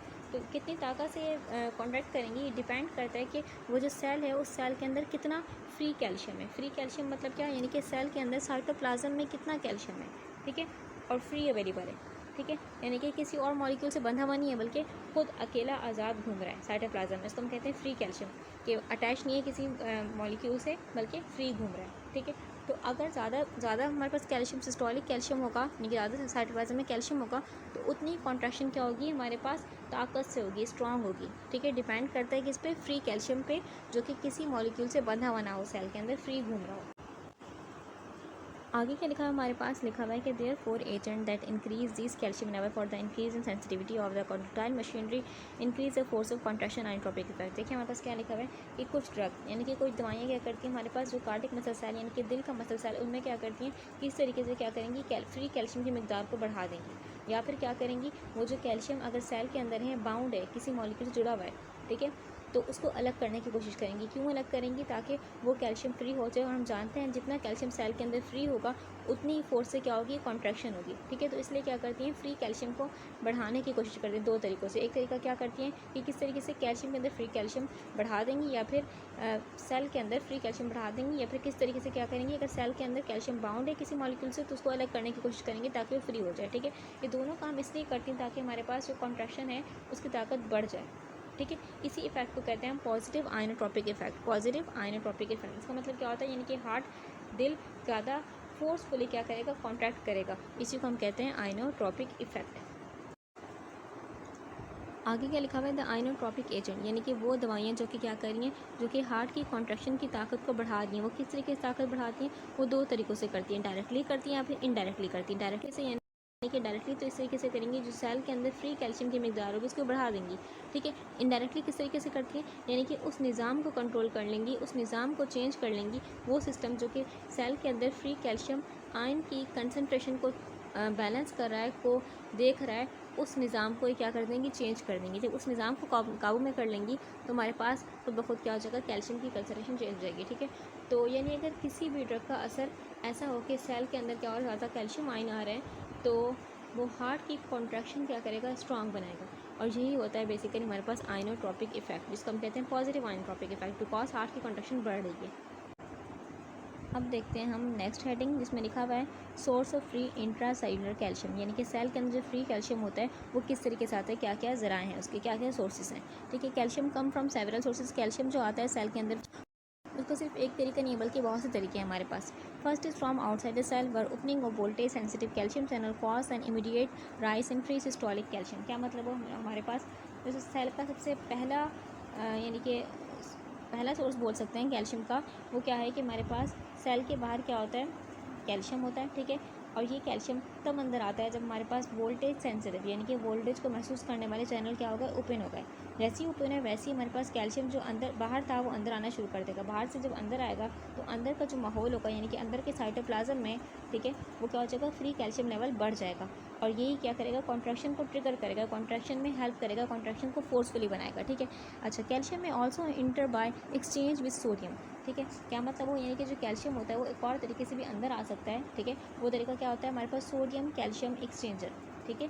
क्या मतलब वो, यानी कि जब सोडियम बाहर निकल रहा होता है, हमने देखा था पीछे फेज़ 0 में क्या था, सोडियम बाहर निकल गया था। तो फेज़ 1 में हमारे पास क्या हुआ था, हमारे पास बेसिकली पोटेशियम चैनल ओपन हो गए थे। फेज़ 2 में क्या हुआ था, हमारे पास कैल्शियम चैनल ओपन हो गए थे। बिकॉज क्यों हुआ था, जब सोडियम बाहर निकल गया था, तो कैल्शियम उसके बदले अंदर आया था। कैल्शियम क्या करते हैं, उसके बदले स्लो स्लो अंदर आ रहा था, ठीक है। अच्छा, इस प्रोसेस को कहते हैं हम सोडियम कैल्शियम एक्सचेंजर, यानी कि सोडियम के बदले क्या आया, कैल्शियम सेल के अंदर आया, ठीक है। एक और तरीका भी हमारे पास लिखा हुआ है, वो तरीका क्या लिखा हुआ है कि लिखा हुआ है हमारे पास ये रहा कि calcium is also released from sarcoplasmic reticulum and mitochondria with further increase the systolic level of calcium, यानी कि सेल के जो बाहर होता है, ठीक है, वो तो कैल्शियम है ही है, अंदर भी कुछ हमारे पास कुछ हद तक कुछ स्टोरेज जगह होती हैं, यानी कि कुछ ऑर्गेनल ऐसे होते हैं जैसे कि हमारे पास जिनमें मौजूद होता है कैल्शियम, ठीक है। जैसे कि सार्कोप्लाज्म रेटिकुलम ER, उसमें क्या होता है, कैल्शियम स्टोर होता है। या फिर माइटोकॉन्ड्रिया को देखें, माइटोकॉन्ड्रिया में क्या होता है, माइटोकॉन्ड्रिया में कैल्शियम स्टोर होता है। यानी कि जब सिग्नल मिलता है, सिग्नल जब इस सेल को मिला तो क्या होता है, हमारे पास ये दोनों ऑर्गेनल क्या करते हैं, अपना जो अंदर उनके पास स्टोर कैल्शियम है उसको निकाल देंगी। जब निकाल देंगे तो क्या हो जाएगा, फ्री कैल्शियम हो गया। हमने बात की जितना फ्री कैल्शियम होगा उतना कॉन्ट्रैक्शन क्या होगी, फोर्सफुल होगी। अभी फ्री कैल्शियम हो गया तो क्या हो जाएगा हमारे पास, तो जो कॉन्ट्रैक्शन होगी वो फोर्सफुली होगी, ठीक है। अच्छा, सिग्नल आया, सिग्नल ने क्या किया, इन दोनों ऑर्गेनल को कहा अपने ऑर्गेनल में से, यानी कि अपने अंदर से क्या करो, जो स्टोर कैल्शियम है उसको निकाल दो। ये निकाल देती हैं तो फ्री कैल्शियम लेवल बढ़ जाता है, ठीक है। हमने 3 तरीके यहाँ पर पढ़ लिए कि किस तरीके से हमारे पास फ्री इंटरसेलुलर कैल्शियम बढ़ सकता है। तो हम ये बोल सकते हैं, अगर फॉर एग्जाम्पल बाहर से भी कैल्शियम आ रहा है हमारे पास और अंदर से भी जो ऑर्गेनल इनमें रखा कैल्शियम और अंदर से ये भी रिलीज़ करें, तो बाहर से आने वाला कैल्शियम प्लस अंदर से आने वाला कैल्शियम तो ज़्यादा क्या होगी, स्ट्रॉन्ग कॉन्ट्रैक्शन होती है। ओके, नेक्स्ट हेडिंग डिस्कस करते हैं, removal of free systolic calcium. If free systolic calcium level were too high, the cardiac muscle cell would be in constant state of contraction rather than showing a periodic contraction. Mechanism of removal include the following 2 alternatives. क्या मतलब हो, देखें हमारे पास अगर cell के अंदर free calcium का level है, ठीक है, और निकल नहीं रहा, यानी कि फ्री कैल्शियम अभी तक है और बहुत टाइम तक रहेगी, तो क्या हो जाएगा, हमारे पास जो सेल होगा वो हमेशा कॉन्ट्रैक्शन में रहेगा, सेल रिलैक्स नहीं कर पाएगा। और जो फिर हार्ट की बीट होती है वो लुप डप नहीं होगी, लुप डप की तरह पीरियोडिक नहीं होगी, यानी कि एक प्रॉपर रिदम में नहीं होगी। पीरियोडिक मतलब प्रॉपर तरीके से नहीं होगी, लुप डप एक प्रॉपर उसमें सीक्वेंस चल रहा होता है, ठीक है। और जो हार्ट की कंडीशन हो जाएगी बहुत डेंजरस हो जाएगी, क्यों, क्योंकि हार्ट रिलैक्स नहीं कर रहा, फंक्शन नहीं कर रहा अपना, ठीक है। और ये बहुत डेंजरस कंडीशन है, ठीक है। इसके 2 तरीके हैं, यानी कि हम removal of calcium, free calcium किस तरीके से कर सकते हैं, 2 तरीके हैं। पहला तरीका क्या है, सोडियम कैल्शियम एक्सचेंजर। क्या मतलब वो, देखें mechanism, calcium is remove by a sodium calcium exchanger reaction that reversibly exchange calcium ion for sodium across the cell membrane. ठीक है, अब इसमें हम किस तरीके से कर सकते हैं कि जो हमारे पास कैल्शियम होता है वो कैल्शियम को सेल के बाहर भेज देंगे, ठीक है। अच्छा, उसके बदले क्या करेंगे हम, सोडियम आयंस को क्या करेंगे, अलाउ करेंगे कि वो सेल के अंदर आएँ। तो एक बदला होगा, यानी कि कैल्शियम बाहर जा रहा है, उसके बदले क्या हो रहा है, सोडियम आयन सेल के बाहर जो थे वो अंदर आ रहे हैं, ठीक है। अब ये एक रिवर्सिबल रिएक्शन होता है। रिवर्सिबल मतलब क्या, दोबारा ऐसा हो सकता है कि दोबारा कैल्शियम जब अगली बीट होगी तो दोबारा कैल्शियम क्या होंगे, कैल्शियम सेल के अंदर आएंगे और अगेन हमारे पास सोडियम निकल जाएंगे, ठीक है। तो ये एक रिवर्सिबल रिएक्शन है कि अभी फिलहाल के लिए क्या हो रहा है, कैल्शियम आयन बाहर निकल रहे हैं और सोडियम आयन के बदले में क्या हो रहे हैं, अंदर आ रहे हैं, ठीक है। सार्कोलीमा के थ्रू। सार्कोलीमा क्या होती है, मसल सेल की मेम्ब्रेन को कहते हैं सार्कोलीमा, ठीक है। जिस तरीके से आम सेल की मेम्ब्रेन को कहते हैं प्लाज्मा मेम्ब्रेन, ठीक है। तो कोई सार्कोलीमा कोई खास बात नहीं है, ठीक है। जब कॉन्ट्रैक्शन हमारे पास बेसिकली हो जाए तो कैल्शियम को हटाकर हम सेल को रिलैक्स कर देंगे। कॉन्ट्रैक्शन हो गए, हम कैल्शियम आयन को हटा देंगे ताकि सेल रिलैक्स हो जाए, ठीक है। और ये बहुत ज़रूरी है, वाइट मैटर बहुत ज़रूरी है ये। अगर ये कैल्शियम आयन वापस नहीं हटाएंगे तो हार्ट की मसल जो होंगी वो हमेशा क्या रहेंगी, कॉन्ट्रैक्टेड स्टेज में रहेंगी और रिलैक्स नहीं करेंगी, और फिर ना प्रॉपर फीलिंग होगी हार्ट की, ना ही प्रॉपर पंपिंग होगी, और हार्ट का जो फंक्शन होगा वो पूरा गर्म भरम हो जाएगा। Okay, activation of renin-angiotensin system. A fall in cardiac control decrease blood flow to the kidney, prompting the release of renin. देखिए, हमारे पास जब दिल होता है, दिल खून को ठीक से पंप नहीं कर पा रहा, कार्डिक फेलियर हो गया, दिल खून को ठीक से पंप नहीं कर पा रहा, ठीक है। तो हमारे पास क्या होता है, हर बीट में यानी कि हर धड़कन में जो होता है, बॉडी के ऑर्गन्स को जो खून की सप्लाई हो रही थी वो लेस हो रही होती है, कम हो रही है, ठीक है। अब दिल ने पंप ही नहीं किया सही तरीके से, तो जो बॉडी ऑर्गन्स को सप्लाई वो भी कम होती है खून की, ठीक है। इस तरीके से किडनी को भी खून की सप्लाई कम हो रही है, तो किडनी क्या समझती है, किडनी अपने लिए समझती है डेंजर सिग्नल समझती है, क्या समझती है, डेंजर सिग्नल, एक खतरे के नाम समझती है। और वो क्या करती है, और फिर वो एक हार्मोन रिलीज़ करती है। हार्मोन मतलब क्या, यानी कि वो चीज़ जो रिलीज़ हो डायरेक्ट खून में, उसको हम कहते हैं हार्मोन। तो एक चीज़ रिलीज़ करती है जिसको हम कहते हैं रिनीन। किडनी ने क्या रिलीज़ किया, रिनीन नाम का हार्मोन रिलीज़ किया, ताकि बॉडी में जो ब्लड प्रेशर है वो कंट्रोल किया जा सके। अभी पूरा चेन रिएक्शन स्टार्ट होगा with the resulting increase in the formation of angiotensin 2 and release of aldosterone, ठीक है। अब हमारे पास रेनिन रिलीज़ हो गया, रेनिन कहाँ है, खून में, ठीक है। तो वो केमिकल रिएक्शन स्टार्ट करेगा, होता है क्या, रेनिन बनेगा एंजियोटेंसिन 1 कन्वर्ट होगा एंजियोटेंसिन 2 में, और किसके जरिए, एंजियोटेंसिन कन्वर्टिंग एंजाइम के जरिए, जिसको हम लेक्चर 1 में डिटेल से देख चुके हैं, ठीक है। तो एंजियोटेंसिन 2 क्या करता है हमारे पास, एंजियोटेंसिन 2 क्या करेगा, खून के वेसल को, ब्लड वेसल को क्या कर देगा, नैरो कर देगा, कॉन्स्ट्रिक्ट कर देगा, जिससे क्या होता है, खून का प्रेशर बढ़ जाएगा। और एक और काम क्या करता है, ये एल्डोस्टेरॉन हार्मोन को रिलीज़ करने का हुक्म देगा। एल्डोस्टेरॉन जब हार्मोन रिलीज होगा तो एल्डोस्टेरॉन क्या करता है, एल्डोस्टेरॉन का काम ये होता है कि हुक्म देता है कि बॉडी में क्या करो, बॉडी में सोडियम और वाटर को रोक के रखो, बॉडी में क्या करो, सोडियम वाटर को रोक के रखो और पोटेशियम को बाहर निकालो। सोडियम और वाटर को जब रोक के रखोगे तो क्या हो जाएगा, इससे खून का वॉल्यूम यानी कि खून की मिकदार बढ़ जाएगी, क्योंकि सोडियम वाटर क्या हो रहा है, शामिल हो रहा है इसमें, ठीक है। तो बेसिकली क्या करते हैं, इस तरीके से ये कंपनसेट करने की कोशिश करते हैं कि ब्लड वॉल्यूम को बढ़ा रहा होता है अपने ख्याल से, लेकिन ये बॉडी के लिए आगे जाकर नुकसान देगा, भी देखेंगे हम। This results increased persistence and retention of sodium and water, ठीक है। इसका मतलब क्या हुआ, हमारे पास जो मैंने प्रोसेस देखा पूरा, इसका रिजल्ट क्या होता है कि खून के वेसल जो टाइट हो गए यानी कि नैरो हो गए। दूसरा काम क्या हुआ कि बॉडी क्या करने लग गई, बॉडी ने सोडियम और पानी को अपने अंदर रोकना शुरू कर दिया।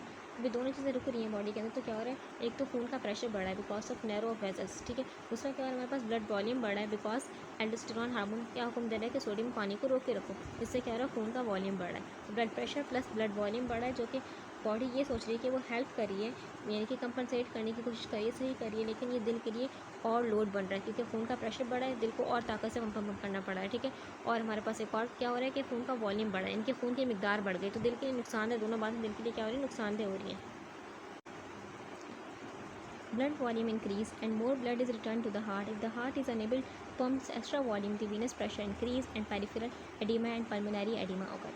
क्या मतलब हो, यानी कि खून का वॉल्यूम बढ़ गया क्योंकि एल्डोस्टेरॉन ने क्या सोडियम और पानी को रोक के रखा, ठीक है। अब जब खून का वॉल्यूम ज़्यादा है बॉडी में तो क्या हो जाएगा, हमारे पास ज़्यादा ही खून क्या आएगा, हार्ट की तरफ वापस आएगा, ठीक है। अब दिल क्या है, कमज़ोर है, दिल खून को ठीक से पम्प नहीं कर पा रहा, तो जो वीनस ब्लड है यानी कि जो वीन्स के ज़रिए आ रहा है, हार्ट में आ रहा है खून, तो वीन्स में ही जमा होना शुरू हो जाएगा। क्यों, दिल ने सही से पंप ही नहीं किया, ठीक है, दिल में ताकत ही नहीं है इतनी, तो जो खून होगा वो जमा होना शुरू हो जाएगा वीन्स में। इसको हम कहते हैं वीनस प्रेशर इंक्रीज़, क्या होना शुरू हो गया, वीनस प्रेशर इंक्रीज़ होना शुरू हो गया। और क्या होगा, बॉडी में पानी जमा होना शुरू हो जाएगा, जिसको हम कहते हैं एडिमा कहते हैं। एडिमा दो तरह के होंगे, पेरिफेरल मतलब क्या होता है, यानी कि पेरिफेरल मतलब होता है हमारे पास जो हमारे बेसिकली पाँव हैं, हाथ हैं, उनमें क्या हो जाएगी, सूजन हो जाएगी, पेरिफेरल किनारे किनारे वाले ऑर्गन्स में सूजन होना शुरू हो जाएगी, ठीक है। और दूसरा पल्मोनरी मतलब क्या, ये लंग्स से रिलेटेड है, यानी कि लंग्स में क्या हो जाएगा, पानी जमा होना शुरू हो जाएगा, ठीक है, पल्मोनरी एडिमा कहते हैं, ठीक है। दो तरह के एडिमा हो जाएंगे, ठीक है। अच्छा, अब सांस लेने मुश्किल होगी, ठीक है। अच्छा, अब हमारे पास फिर आगे क्या लिखा हुआ है, these compensatory responses increase the work of the heart therefore can contribute to further decline in cardiac function. क्या मतलब हमारे पास देखें, ये बॉडी क्या करिए, बॉडी तो कंपनसेट करने की कोशिश करिए, बॉडी का कंपनसेटरी सिस्टम है, ठीक है, ये पूरा रिलीज़ करना हो, कंपनसेट करने की कोशिश करिए, ठीक है। लेकिन अगर हार्ट ऑलरेडी वीक है, दिल ऑलरेडी वीक है, तो ये रिस्पॉन्सेस क्या है, उस पर ज़्यादा लोड डाल रहे हैं, ठीक है, खून का वॉल्यूम बढ़ा रहे हैं, ब्लड प्रेशर बढ़ा रहे हैं, तो ये दिल के लिए क्या है, दिल के लिए कंडीशन ये मज़ीद ख़तरनाक हो सकती है, जिससे क्या हो सकती है, हार्ट की फंक्शनिंग मज़ीद ख़राब हो जाएगी और हार्ट फेलियर जो होगा ज़्यादा प्रोग्रेस कर जाएगा, यानी कि हार्ट फेलियर और हार्ट जो होगा फेलियर के करीब करीब होना शुरू हो जाएगा, ठीक है। तो ये दोनों कंडीशन बेसिकली ख़तरनाक है। ओके, स्टार्ट करते हैं next heading, myocardial hypertrophy. The heart increase and the chamber become dilate and become more globular, यानी कि जो हार्ट की मसल्स हैं वो मोटी हो जाएंगी और चैम्बर्स यानी कि खाने हार्ट के स्पेशली वेंट्रिकल्स क्या हो जाएंगे, फूल जाएंगे, लंबे हो जाएंगे, इनका साइज़ लंबा हो जाएगा, ठीक है। अच्छा, यानी कि शेप में अब ये हार्ट जो होगा थोड़ा सा गोल दिखना शुरू कर देगा, ग्लोब्यूलर शेप या गोल शेप होना शुरू हो जाएगी। ये अक्सर होता है इस वजह से जब किसी को बहुत लंबे टाइम के लिए क्या रहा है, ब्लड प्रेशर उसका रहे हायर है, या फिर हार्ट पे क्या ज़्यादा ओवरलोड हो, तो इस वजह से शेप इसकी ऐसी हो सकती है और मायोकार्डियल हाइपरट्रॉफी हो सकती है। आगे क्या लिखा है, हमारे पास लिखा हुआ है कि initially stretching of the heart muscle lead to a stronger contraction of the heart, ठीक है। क्या मतलब है, यानी कि शुरू शुरू में जब हमारी मसल स्ट्रेच हो रही थी हार्ट की, तो क्या हो रही थी, ज़्यादा फोर्स से कॉन्ट्रैक्ट कर रही थी, ठीक है, ज़्यादा फोर्स से क्या कर रही थी, कॉन्ट्रैक्ट कर रही थी। और ये एक नेचुरल रिस्पॉन्स जिसे हम कहते हैं Frank Starling mechanism. Frank Starling क्या कहते हैं, वो ये कहता है कि जितनी मसल स्ट्रेच होगी, जितनी मसल स्ट्रेच होगी उतनी ज़्यादा क्या होगी, उतनी ही ज़्यादा फोर्सफुल कॉन्ट्रैक्शन होगी, ठीक है। शुरू शुरू में फ़ायदा दे रहा था, लेकिन अब ये नुकसानदेह होना स्टार्ट हो जाएगा, ठीक है। होगा क्या, हमारे पास लिखा हुआ है, how ever excessive elongation of the fibers results in weaker contraction and the geometry diminish the ability to eject blood। लेकिन अगर ये हार्ट के मसल क्या होगा, ज़्यादा टाइम के लिए स्ट्रेच हो जाए या स्ट्रेच होते रहें, तो क्या हो जाएगा, उसका कॉन्ट्रैक्शन जो होगा कमज़ोर पड़ जाएगा, कॉन्ट्रैक्शन कम हो जाएगा। क्यों, क्योंकि जो हार्ट की ज्योमेट्री यानी कि हार्ट की शक्ल वो चेंज जाएगी, पहले थी इलिप्टिकल थी, अब ये थोड़ी सी गोल गोल होना शुरू हो गई, ग्लोब्यूलर होना शुरू हो गई, ठीक है। यानी कि हम बोल सकते हैं कि अब ये खून को सही से पंप नहीं कर पा रही, ठीक है, बिकॉज ऑफ देयर ज्योमेट्री, ठीक है। तो इस वजह से हमारे पास क्या था, ये पहले बेनिफिट हो रहा था इसका, लेकिन अब ये नुकसानदेह होना शुरू हो जाएगा। This type of failure is called systolic failure and is result of a ventricle being unable to pump effectively.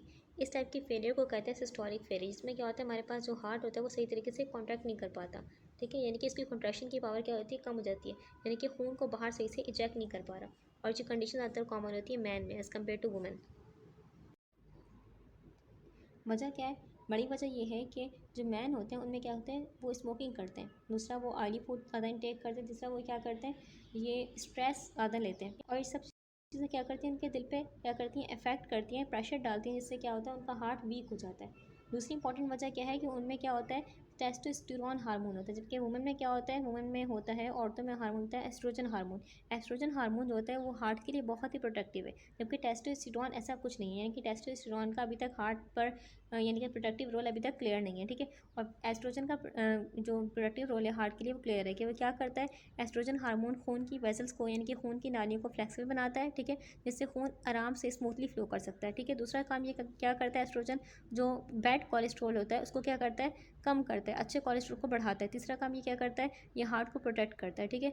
अच्छा, इसलिए जो वुमेन्स होती हैं, वुमेन में क्या होता है, मीनापॉज के बाद क्या होता है, एस्ट्रोजन का जो लेवल है तो बहुत कम होता है, तो उस वक्त उनमें चांसेस होते हैं हार्ट यानी कि हार्ट कमज़ोर होने के उससे पहले बहुत ही कम होते हैं, बिकॉज ऑफ दिस हार्मोनी, ये हार्मोन बहुत काम की चीज़ है।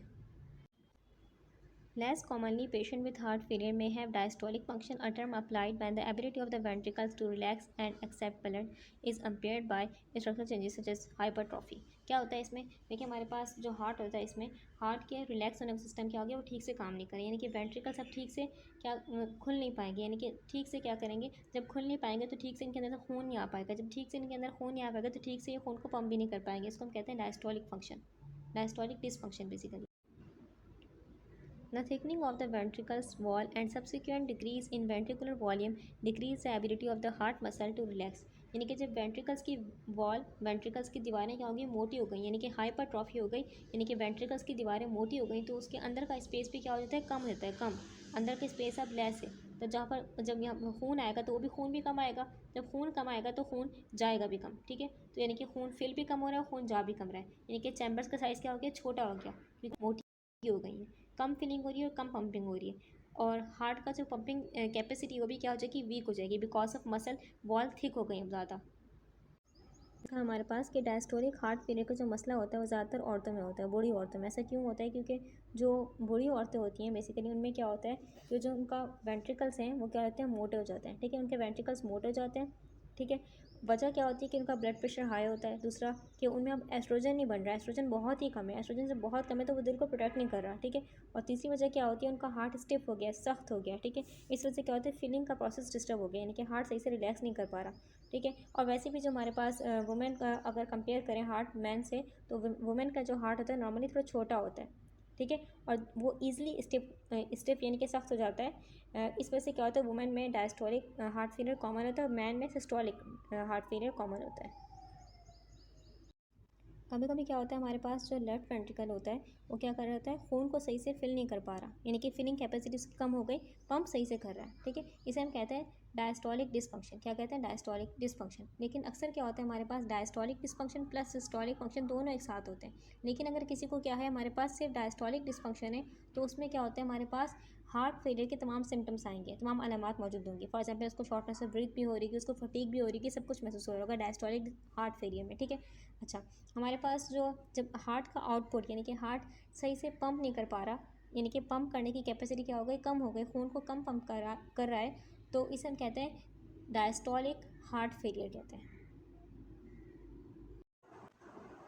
नेक्स्ट हेडिंग है डिकम्पनसेटेड हार्ट फेलियर। इसमें क्या होता है, if the adaptive mechanism adequately restore cardiac output the heart failure is said to be compensated. इसमें क्या है, हार्ट वीक है, दिल कमज़ोर हो चुका है, इसके बावजूद क्या कर रहा है, बॉडी के जो कंपनसेटरी मैकेनिज्म थे, जब हार्ट फेल होता है बॉडी दो कंपनसेटरी मैकेनिज्म क्या करती है, एक्टिवेट करती है। एक था हमारे पास renin angiotensin aldosterone system RAS, दूसरा था हमारे पास सिंपैथेटिक नर्वस सिस्टम। ये दो क्या थे, हमारे पास कंपनसेटरी मैकेनिज्म थे जो कि बॉडी एक्टिवेट करी जब हार्ट फेल हो रहा था, ठीक है।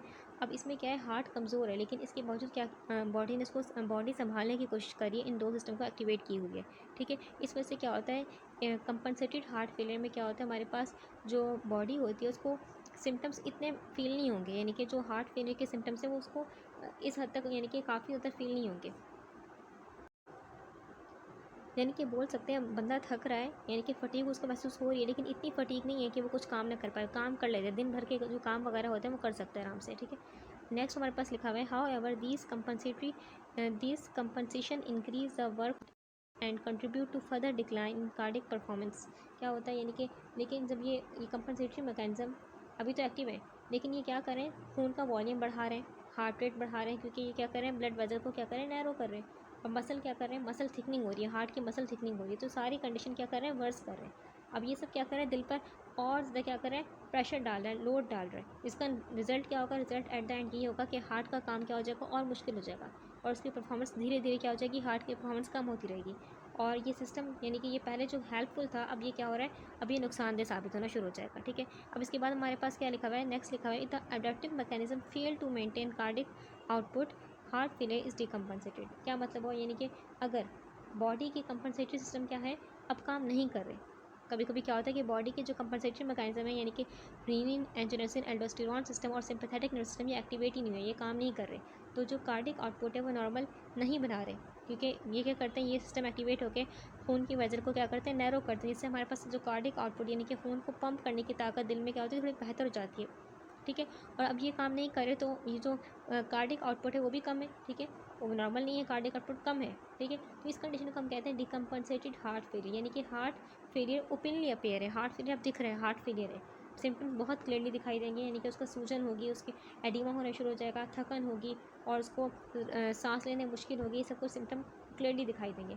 अब इस स्टेज में क्या होता है, पेशेंट को अक्सर क्या करना पड़ता है, हॉस्पिटल वगैरह में, यानी कि उसको एडमिट वगैरह, यानी कि उसका इलाज प्रॉपर तरीके से होना चाहिए इस कंडीशन में, क्योंकि उसका हार्ट प्रॉपर तरीके से फेल हो चुका है, बॉडी भी साथ नहीं दे रही। Therapeutic strategies in heart failure, यानी कि हार्ट फेलियर का इलाज किस तरीके से कर सकते हैं। Chronic heart failure is typically manage by reduction in physical activity, low dietary intake of sodium less than 1500 milligram per day, treatment of comorbid condition, the judicious use of diuretic inhibitors of the renin angiotensin aldosterone system and inotropic agent. क्या मतलब है, यानी कि जब heart failure chronic हो गया, यानी कि बहुत लंबे टाइम के लिए क्या है, हार्ट फेलियर हो गया, आज किस तरीके से करते हैं, इसका इलाज लाइफ स्टाइल प्लस मेडिसिन दोनों को मिला करके आता है। ठीक है, दोनों को मिलाना ज़रूरी है, लाइफ स्टाइल को बेहतर करना और मेडिसिन को साथ लेके चलना। दोनों मिलकर क्या करेंगे, इस हार्ट फेलियर का इलाज करेंगे। ठीक है, यानी कि क्या करना, पर्सन की जो फिजिकल एक्टिविटी है वो कम से कम करे, फिजिकल एक्टिविटी क्या करे, कम से कम करे। यानी कि इससे क्या होगा, जो दिल पे जो काम का प्रेशर होगा वो भी कम से कम पड़ेगा। ठीक है, इसलिए फिजिकल एक्टिविटी को थोड़ा कम करें। दूसरा क्या करें कि सोडियम का इस्तेमाल कम करें। तकरीबन एक दिन में तकरीबन जो पर्सन इस्तेमाल करे 1500 मिलीग्राम से कम, यानी कि इतना, इससे कम सोडियम इस्तेमाल करें। नमक का इस्तेमाल कम करें। क्यों? क्योंकि नमक बेसिकली क्या है, वाटर लविंग है। यानी कि नमक क्या करेगा, नमक जब सोडियम आपने खाया, सोडियम बॉडी में गया, जब सोडियम बॉडी में गया तो sodium basically water loving mineral है। ये क्या करेगा, जहाँ जहाँ सोडियम होगा वहाँ क्या करेगा, पानी ऑटोमेटिकली क्या हो जाएगा, उसकी तरफ खींचा चलाएगा। ठीक है, तो ये क्या करता है, पानी को अट्रैक्ट करता है। सोडियम क्या करता है, पानी को खींचता है अपनी तरफ। इस वजह से क्या होता है, बॉडी में पानी जमा होना शुरू हो जाएगा बिकॉज ऑफ सोडियम। अगर सोडियम ज़्यादा इंटेक हो रहा है तो क्या हो जाएगा, पानी भी अल्टीमेटली बॉडी में जमा होना शुरू हो जाएगा। ठीक है, अब ये हार्ट फेलियर वाले पेशेंट में क्या ये बात नुकसानदेह साबित होगी। क्यों? क्योंकि उनमें क्या हो जाएगा, उनका जो ब्लड का वॉल्यूम होगा इस तरीके से वो बढ़ जाएगा, तो हार्ट पे ज़्यादा काम का प्रेशर पड़ जाएगा। ठीक है, इसलिए ये कंडीशन उनके लिए बहुत ही नुकसानदेह हो जाएगी। ठीक है, अब इसके बाद हमारे पास जो लिखा हुआ है, फॉर एग्जाम्पल अगर हम अंदाज़ा लगाएं तो तकरीबन 1 ग्राम हमारे पास जो नमक होता है, 1 ग्राम नमक जो हम खाते हैं, 1 ग्राम नमक तकरीबन 100 मिलीलीटर यानी कि 100 मिलीलीटर क्या करता है, पानी को बॉडी में रोकने की सलाहियत रखता है। ठीक है,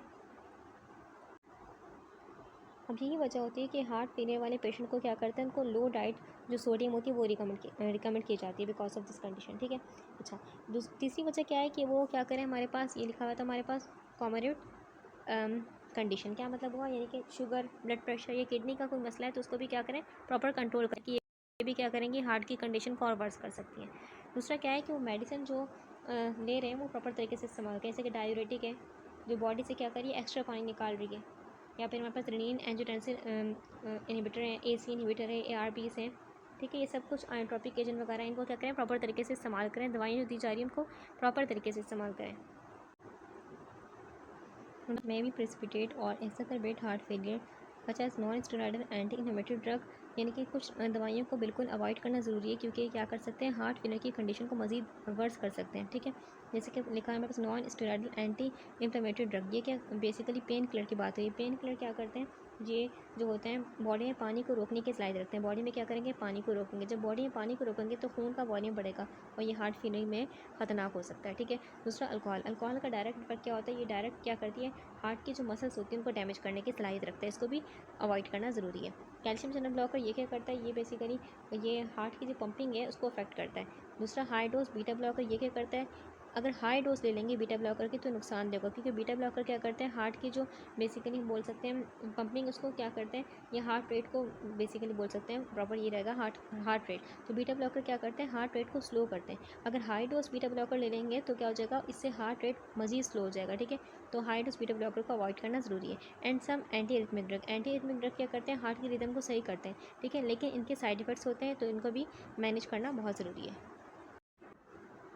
अब यहाँ पर क्या है, हार्ट फेलियर की अलामात लिखी गई हैं। पहली अलामत क्या है, डिस्निया ऑन एक्सरेशन, यानी कि सांस का फूल जाना। सांस क्यों फूलती है, चलने फिरने में अगर कोई फिजिकल एक्टिविटी करे तो सांस फूलना शुरू हो जाता है। ऐसा क्यों होता है, क्योंकि हमारे पास जो उस पर्सन का क्या है, दिल वीक है। जब दिल वीक है तो जो ऑक्सीजन रिच ब्लड लंग से आ रहा है, लंग से जब आ रहा है एरिया में, दैन लेफ्ट वेंट्रिकल में, तो लेफ्ट वेंट्रिकल में जब आ रहा है तो खून को ठीक से पम्प नहीं कर पा रहा दिल। क्यों? क्योंकि दिल क्या है, वीक है। जब आप एक्स्ट्रा काम करते हो, फिजिकल एक्टिविटी करते हो तो बॉडी की जो डिमांड है ऑक्सीजन रिच ब्लड की डिमांड वो बढ़ जाती है। बॉडी की डिमांड अपनी पूरी नहीं हो रही, जो आप एक्स्ट्रा काम करोगे तो वो डिमांड ही पूरी नहीं होगी, तो क्या हो जाएगा, ये अलामत होती हैं हमारे पास हार्ट फेलियर की। दूसरी क्या है, ऑर्थोपनिया। ऑर्थोपनिया मतलब क्या होता है, ऑर्थोपनिया का मतलब होता है कि सीधा लेटने पर क्या होती है, फॉर एग्जाम्पल सीधा लेटा हुआ इसमें क्या होती है, सांस लेने में मुश्किल होगी सीधा लेटने पर। ठीक है, तो उसको थोड़ा सा ऐसे लेटना पड़ता है, जैसे कि हमारे पास फॉर एग्जाम्पल थोड़ा सा ऐसे लेटना पड़ेगा। ठीक है, सीधा लेटेगा तो क्या हो गया, सांस लेना मुश्किल होगी। ऐसा क्यों होता है कि जो लंग्स की तरफ होता है, ऐसा इसलिए होता है कि लंग्स की तरफ क्या होता है, ज़्यादा खून फ्लो करता है। ठीक है, और हार्ट वीक है, कमज़ोर है, तो वो जो एक्स्ट्रा ब्लड होता है पम्प नहीं कर पा रहा, उसको जब पम्प नहीं कर पा रहा तो लंग्स में क्या होता है, लंग्स में ज़्यादा फ्लूइड जमा होना शुरू हो जाता है और सांस लेने में क्या होती है, मुश्किल होती है। इसलिए जो पेशेंट होता है उनको सर थोड़ा सा ऊँचा करके सोना होता है, सोते हैं ताकि जो उनके लंग्स पे क्या पड़े, कम प्रेशर पड़े। तीसरा बस लिखा है पैरोक्सिमल नॉक्टर्नल डिस्निया। इसका मतलब क्या होता है, यानी कि रात में अचानक क्या होता है, सांस बंद हो जाता है। और पेशेंट उठ के बैठता है और सांस लेने की कोशिश करता है, ठीक है। ऐसा क्यों होता है? क्योंकि जो फ्लूइड होता है वो वापस, फॉर एग्जाम्पल ये पर्सन है, इसके पैरों में जो फ्लूइड जमा हुआ था, एडिमा हुआ था, वो दोबारा कहाँ चला गया? ब्लड स्ट्रीम में, यानी कि दोबारा नाली में चला गया। और अब क्या हो जाएगा? जब ये ब्लड स्ट्रीम में गया, यानी कि रीऑब्जर्प्शन हो गई, तो क्या हो जाएगा? ये हार्ट पे, दिल पे क्या हो जाएगा? दिल पे लोड पड़ेगा, दिल पे एक्स्ट्रा काम का लोड पड़ेगा। क्यों? क्योंकि पहले तो एडिमा था, पहले तो टिश्यूज़ के आसपास ये फ्लूइड बिखरा हुआ था ना, अभी दोबारा क्या हो गया? दोबारा खून का हिस्सा बन गया। अब ये क्या हो रहा है? ये क्या कर रहा है? दिल पे ज़्यादा प्रेशर डालता है, और अचानक से क्या होता है? लंग्स में फ्लूइड जमा होना शुरू हो जाता है, और अचानक से नींद में सांस रुक जाती है, और पेशेंट उठ के बैठता है ताकि क्या? ग्रेविटी की वजह से क्या हो सके? उसका फ्लूइड नीचे जा सके। दोबारा से फ्लूइड नीचे जाएगा, दोबारा वो सो के सो जाता है, यानी कि थोड़ी देर के लिए उसको महसूस होता है कि उसका सांस रुक गया है बिकॉज ऑफ दिस कंडीशन, ठीक है। नेक्स्ट लिखा है हमारे पास कि फटीक की महसूस होती है, यानी कि थकन क्यों होती है महसूस? क्योंकि जब हार्ट वीक है तो बॉडी के जो मसल्स हैं और ऑर्गन्स हैं उनको प्रॉपर क्या मिल रही है? प्रॉपर ऑक्सीजन नहीं मिल रही। इस वजह से क्या होता है? जो उनकी डिमांड है उनको उस डिमांड के मुताबिक ऑक्सीजन नहीं मिल रही, तो इस वजह से क्या होता है? वो थका बंदा महसूस करता है, क्योंकि उसके ऑर्गन को प्रॉपर ऑक्सीजन नहीं मिल रही। एंड डिपेंडेंट एडिमा, इसका मतलब क्या होता है? यानी कि पैरों में सूजन जो दिन के आखिर में ज़्यादा होती है। क्यों? क्योंकि ऐसा क्यों होता है? जब राइट साइडेड हार्ट फेलियर में, अगर किसी को राइट साइड का हार्ट फेलियर है, उसमें क्या होता है? जो बॉडी के नीचे वाले पार्ट्स होते हैं, जैसे कि लेग्स हो गए, फीट्स हो गए, उनमें क्या होता है? ज़्यादा फ्लूइड जमा रहता है, ठीक है। क्योंकि हार्ट क्या करता है? पम्प नहीं कर पा रहा ठीक से, तो ग्रेविटी की वजह से क्या होता है? दिन भर ये फ्लूइड जो होता है नीचे जमा होता रहता है, ठीक है। बंदा चलता फिरता रहता है, ठीक है। एंड शाम तक क्या होता है? पैर सूज जाते हैं,